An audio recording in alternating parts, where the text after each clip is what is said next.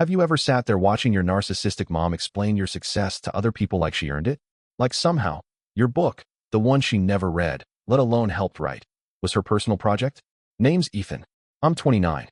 I wrote a book, my debut novel, and somehow, it actually made noise. Big noise. Bestseller lists, press interviews, the whole circus. I should have been over the moon. But instead, I spent that whole high riding shotgun while my mom, my narcissistic, credit-stealing mom, stuck herself in the driver's seat and told the world she wrote it. I wish I were exaggerating. Let me rewind to when the book first dropped. I wasn't expecting anything. It was a pandemic project that turned into an obsession. I self-isolated with my laptop, killed my social life, poured my insomnia into caffeine and prose. When it finally published, I told myself I'd be happy if it sold 50 copies. Instead, it exploded. It got picked up by a book talk influencer, went semi-viral, and before I knew it, I was getting tagged in reviews and called the next big thing. Which was cool, until I made the rookie mistake of telling my mom. See, she always had this habit of turning everything into a we story. I'd ace a test, and it was, we studied so hard. I'd get promoted at work, and she'd tell relatives how she'd raised me to be a go-getter. I should have seen the book thing coming. At first, it was mild. Little comments like, I always knew he'd write something special, or he got his talent from me. Annoying, sure, but bearable. Then came the interviews. A few local papers wanted to profile me. I gave her credit for supporting me during my childhood, which, to be fair, she technically did. You know, by not actively throwing me into traffic. But the problem with giving her a cookie is she always demands the whole damn bakery. Suddenly, she was telling people that she helped edit the book, that she brainstormed characters with me, that the plot was based on her idea. Absolute fiction. She once asked if the main character's dog was an allegory for her. What does that even mean? I tried to let it go. I thought, hey, maybe she's just proud. I tried to be the mature one. But pride doesn't mean filling your Facebook feed with posts about my novel finally getting the attention it deserves.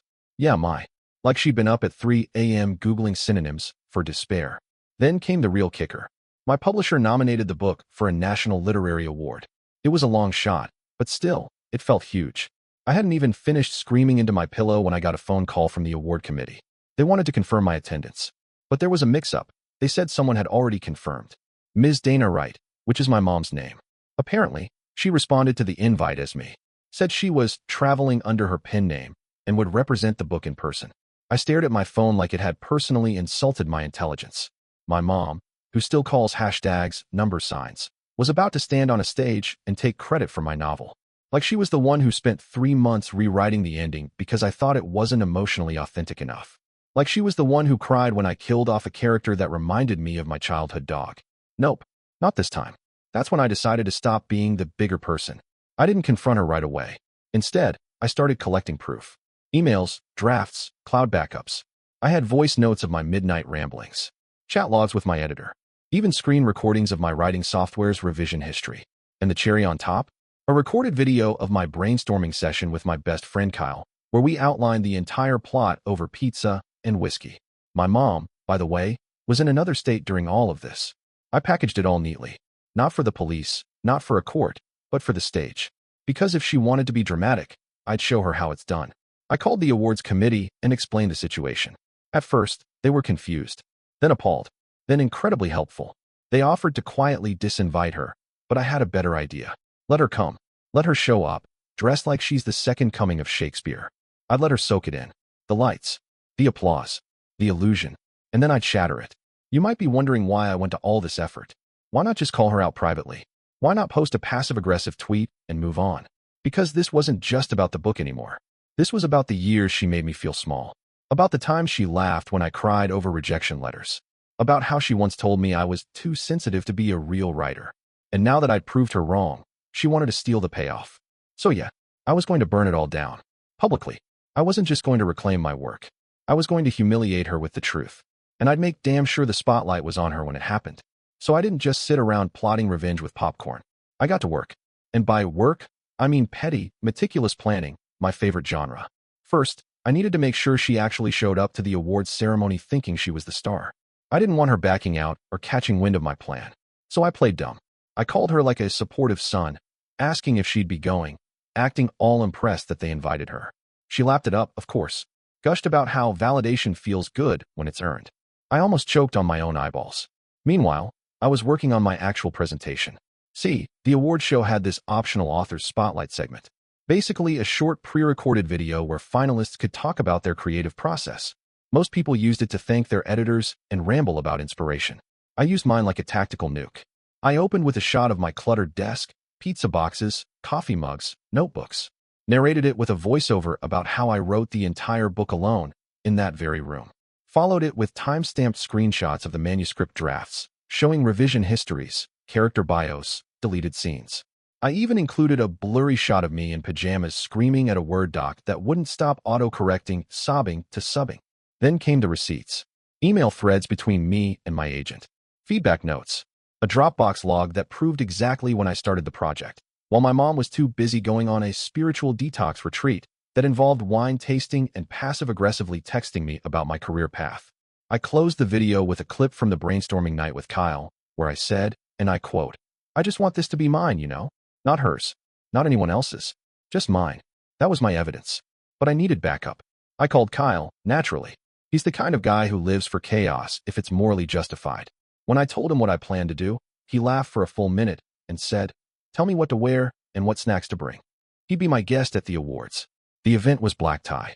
My mom went full Hollywood, red dress, heels that could kill a man, and enough hairspray to violate air quality laws. She looked like someone expecting to be discovered for a Netflix deal. I made sure to arrive after her, just in time to watch her swanning around the reception, introducing herself as the mind behind Waking Violet. That's the name of my book, by the way, a title she once told me sounded like a funeral flower catalog. She was soaking in the attention like a Kardashian at a skincare launch. I overheard her telling some poor intern that the main character was based on her struggles as a creative empath. Meanwhile, I stood off to the side, sipping my drink and resisting the urge to stage whisper, "It's about trauma and werewolves, you lunatic." Kyle kept me grounded.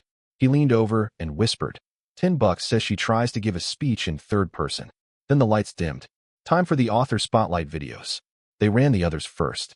One writer cried about how their cat inspired them. Another talked about losing their dad. Emotional stuff. Then, mine came on. At first, it was quiet. A few polite murmurs as people realized it was very, not traditional. The voiceover started slow. I kept it calm and factual. Just the process, the timeline, the visual proof. Then the part with my face popped up on screen.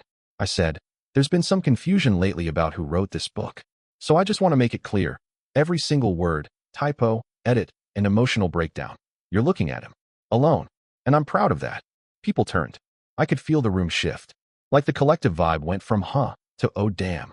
My mom's expression? Priceless. Like someone just told her Botox was permanently banned. She looked frozen. Then, just as the video ended, Kyle stood up and clapped. Loudly. A few others joined in. Mostly confused, a few amused. The host moved on quickly, but the damage was done. Later, during the mingling part, people avoided her like she had foot and mouth disease. Someone from the committee even asked her, politely but firmly, to correct her author designation on their website, since it had caused some reputational misunderstanding. Translation, "Stop lying, Dana." She cornered me near the back exit, face twitching like she was holding back a full-blown meltdown. She hissed, "Why would you humiliate me like that?" I stared at her for a second, then said, "You humiliated yourself. I just gave everyone subtitles." She sputtered some nonsense about how she was trying to help the brand and represent the family legacy. I reminded her she hadn't read the book until a month after it came out and still pronounced the main character's name wrong. She said, "You wouldn't be here without me." I replied, "Maybe, but I definitely wouldn't have written that book if you hadn't screwed me up in the first place." She walked off in a rage, heels clicking like a pissed-off stork. And I went back inside, accepted a glass of champagne, and waited for the actual awards to begin. Because the night wasn't over. Not by a long shot. If you thought my mom would take the hint, slink away into the shadows, and maybe try yoga or journaling or something equally harmless, you'd be giving her way too much credit. Nope. She doubled down. The day after the awards ceremony, while I was waking up to a flood of congratulatory texts and a hangover I absolutely earned, she was busy rage posting on Facebook. Long-winded paragraphs, all public, all soaked in faux sadness. It breaks my heart that the creative journey I supported for so long was weaponized against me. Yeah, she used the word weaponized, about a video that literally just showed me writing my own book. Like, "Sorry the truth offended your fantasy, lady." She started spinning a new narrative. That I was deeply troubled and lashing out because I couldn't handle success.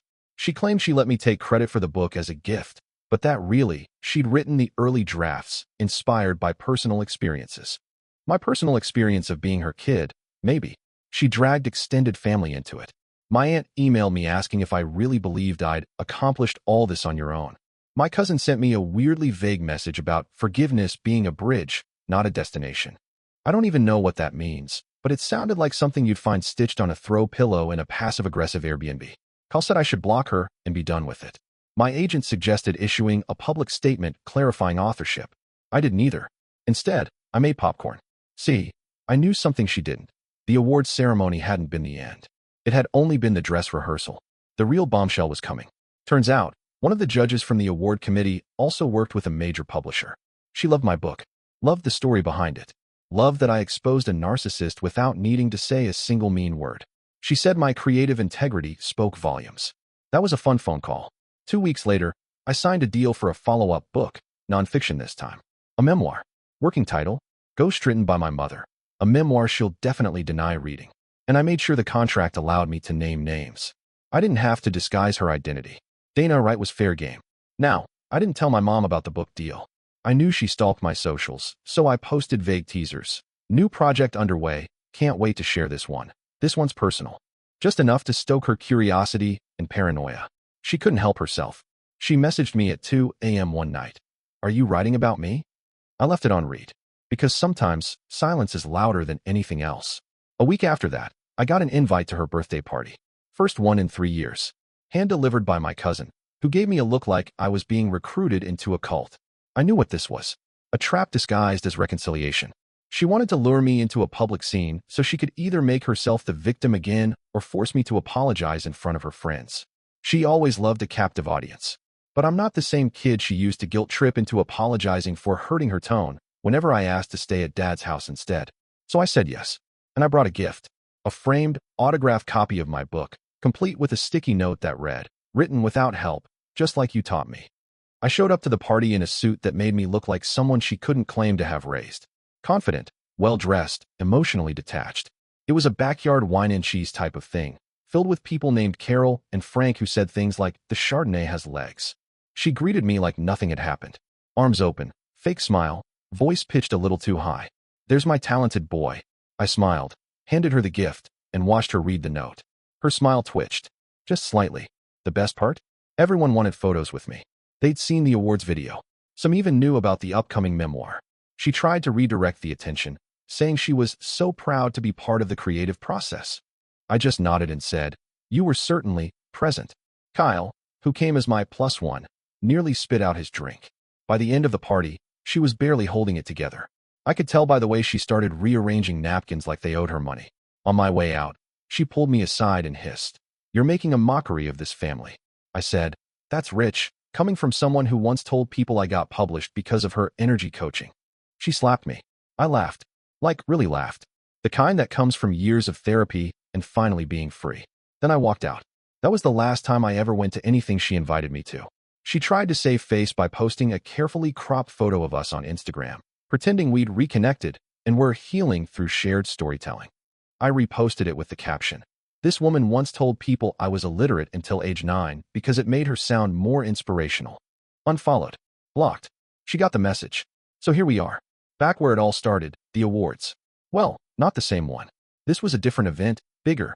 National Book Circuit. I got nominated again, this time for the follow-up memoir, Ghostwritten by My Mother. The irony was so thick, I could have bottled it and sold it as perfume called Regret No. 5. Now, this time around, everyone knew it was my book. My name was on it. My face was in the press junkets. My story was the selling point. No shadowy figure trying to steal the spotlight. Well, not officially. Unofficially, my mom was on her redemption tour. She'd started a YouTube channel. Yep, a whole channel where she gave creative advice, did dramatic readings of her favorite excerpts from my book, seriously, and talked about nurturing the artist inside your child.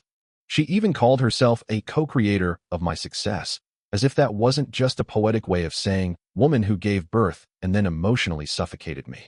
Her videos were low quality, filmed with bad lighting and too many inspirational quote pillows in the background, but they gained traction. Not because people believed her, because people love a mess. It became its own kind of meme. Dana Delusion trended once. I didn't even start it. Now here's where it gets juicy. The awards committee for this new ceremony? Same organization, different division. They remembered her. One of the board members reached out and asked if I wanted to address the prior impersonation incident in my acceptance speech, if I won. Totally optional, but they gave me the green light. Did I want to?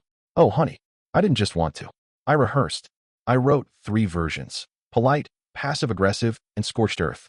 Guess which one I went with? The night of the event, I was cool as hell. Dressed sharp. Kyle was there again. He'd become my unofficial PR team. And the venue was gorgeous. Glass ceilings.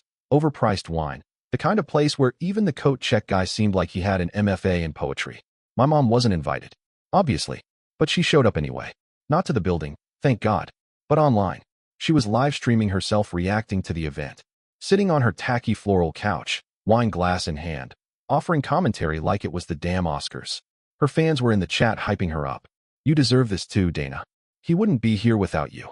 Manifest your truth, queen. I know because Kyle was watching the stream backstage while texting me live updates. The man is a treasure. Then, I won. Best nonfiction book of the year. My name echoed through the room. People applauded. Cameras flashed. And in that exact moment, according to Kyle, my mom said on her live stream, "This is our win." Perfect. I stepped on stage, trophy in hand, heart pounding in that don't trip over your own revenge way. I started simple. I want to thank the readers, and my editor, and my therapist, who honestly deserves a co-author credit at this point. Polite laughs. Then I shifted gears. I also want to thank the people who inspired this story, especially the ones who didn't mean to, like the person who told the press they wrote my debut novel, who RSVP'd to an awards show under my name, who claimed my words as theirs, who called me ungrateful when I asked for space. This book wouldn't exist without her. A pause. Not because she helped, but because she didn't. Dead silence. Then applause. Some hesitant, some shocked, some absolutely gleeful.